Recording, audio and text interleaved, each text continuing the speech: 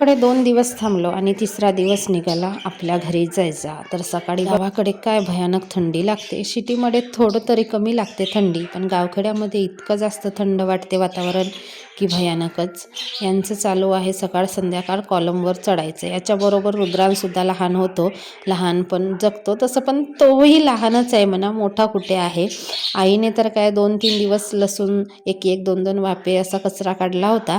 बारीक कचरा असल्यामुळे काही निघत नाही. गावाकडे जायला रुद्रांश इतका खुश होतो की 101% त्याची खुशीचा ठिकाणा राहते. आणि जेव्हा तिकडून यायचं असतं वेळेस तर सांगूच नका त्याचे नाटकं. इतकं ओरडा खातो तो आणि मग काही पण शब्द निघतो तोंडातून.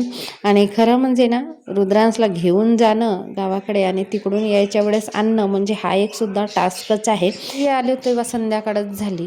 आल्या आल्या भाजीचं वगैरे मी मोडून घेतली. तर हे शेंगा आणली होती, आपले घरचे शेंगा आहेत. थोड्याशा कारल्या निघाल्या होत्या, काशीवाल निघाल्या होत्या, ते पण आणली आणि भाजी निवडून घेतला. एका बाजूला भात आणि एका बाजूला भाजी ठेवली. आता प्रवासातून आल्या आल्या कोण चपात्या बिपात्या बनवते, मग भात भाजीवरच आपला होऊन जाते. आणि गावाकडून आणले बघा हे कांदे आहेत, जमिनीमध्ये असतात आणि हे उकडून खायचे, छान लागतात.